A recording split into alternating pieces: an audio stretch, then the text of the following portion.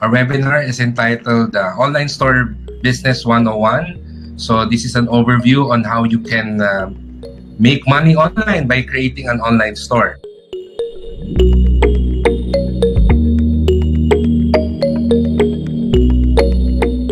Pag tinatanong kami ni Romy, ano bang magandang negosyo, particularly ano bang magandang ibenta, ang lagi namin sagot is you should find a product that solves a problem. Because both Romy and I believes that an entrepreneur is someone who solves a problem. Okay? It's really important. No? Medyo mahirap mag-gets siya sa umpisa. But if you are able to fully understand the reason for our answer na you should find a product that solves a problem, then you will understand why some businesses fail and some businesses succeed. So when you say that you should find a product that solves a problem, it means that ang mindset mo dapat hindi negosyante, ang mindset mo dapat hindi yung tipong paano ba ako kikita ng malaking pera. But ang mindset mo dapat is ano ba yung problem na gusto kong isolve. Okay? Of course, we have ideas na gusto nating ibenta. Yung iba dyan, for example, mahilig mag-bake, so they are thinking of probably selling yung mga baked goodies nila. Some of you may have hobbies like soap making. So inisip mo, siguro pwede kong ibenta itong mga homemade soaps ko. Beyond that desire, dapat isipin nyo, itong produkto na gusto kong ibenta, ano bang isosolve nitong problema? So what problem is your product solving? Something that not many people realize is that even yung mga most common items that are being sold online and in stores, they do solve problems. So, as an example, ang isang t-shirt, ang problem na sinosolve yan is yung desire ng isang tao to express their individuality. So, hindi lang yan simpleng damit na bibili ng tao kasi wala silang masuot. More importantly, kaya nila binibili ang isang t-shirt because they believe that that shirt can help them express their individuality. So that's the problem that shirts, particularly yung mga graphic design t-shirts, mga statement shirts, are trying to solve. Another good example is yung mga bracelets. I have a friend na nagbebenta ng mga fancy bracelets lang sa mga college students.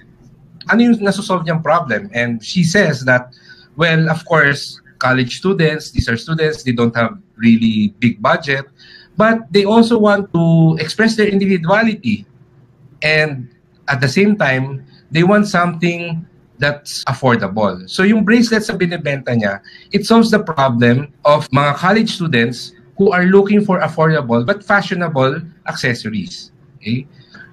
There is a need for you to shift that mindset because that mindset will help you eventually on how you will market your product and brand your business. So be a problem solver. And of course, the more problems that you are solving, the higher the chances that your product will sell. What are you selling? There are two types of products that you can sell. The first type of product that you can sell is you are selling medicine. Ano ibig sabihin nito? Yung produkto mo, it solves a pain that people have. Gamot siya. Okay? Another type of product that you can sell is a multivitamin. A multivitamin is a product that enhances the life of people. Okay? So, you have to ask yourself, ito bang binibenta ko, sinagsusolve siya ng problem na masakit para dun sa customers ko or pinagaganda niya yung buhay ng customer ko? So why do you need to ask this? Because from experience, if you are selling medicine, if you are selling a product that solves a painful problem, then the chances are people will buy your product. Ano yung action plan mo dito? So for the first part, you should list down the problems that your business will solve for your customers. So of course, all of us will have an idea. Ano ba yung mga gusto kong ibenta? Ano ba yung kaya kong ibenta online? So you should list down, well, itong mga items na to, what are the problems that it will solve for my customers? And you should identify the main problem, but have at least two more that your product will solve. Okay? And when we say problem, you should always write that in the perspective of your customer. Just an example, yung t-shirt business, no? The main problem that you are trying to solve is yung craving to express the individuality and personality of a person. So, sabihin na natin, I am trying to target mga college students. Kasi mga college students naman yung mga mahilig talaga mag-t-shirt, di ba? So, yung secondary problems that I want to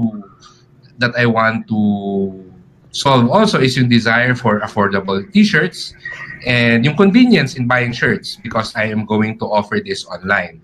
So, sa perspective ng mga college students, particularly dito sa maraming mga nakausap ko na, kasi I actually have a shirt printing business, most of the college students, they say na, oo nga araw-araw na lang, syempre pampasok ko tong t-shirt, no? And eventually, yung mga t-shirt ko naluluma, so kailangan ko ng mga stock, no? But also at the same time, I just don't want to wear any kind of shirt. Being a college student, of course, they are at that age that they are exploring their individuality, di ba? They want to learn more about themselves. So, and that's why usually ang mga college students, they're the ones who are really into the graphic t-shirt designs, no? And of course, pagdating sa college, may mga organizations. Even the organizations, they want their own org shirts. Kaya malakas din ang mga org shirts because it helps them build their own identity, yung grupo nila, no? It makes them stand out of the college campus kasi all the members of the organization are wearing the same shirt. So it helps them express themselves and probably recruit other members to their organization. So those are the problems that my shirt business is trying to solve. Ngayon, syempre yung mga college students, they don't really have time to go out of the mall, siguro during weekend lang. So, presenting them an online store for your shirt is something that they would probably be more than willing to see, no? Makakapag-shopping sila online. No? And of course, a lot of them are now really into the online shopping. No, marami ako kilala talaga college students. Online na namimili because they really like the crowd of the malls, etc. And they would rather spend time their weekends spending time with their friends rather than shopping for personal items.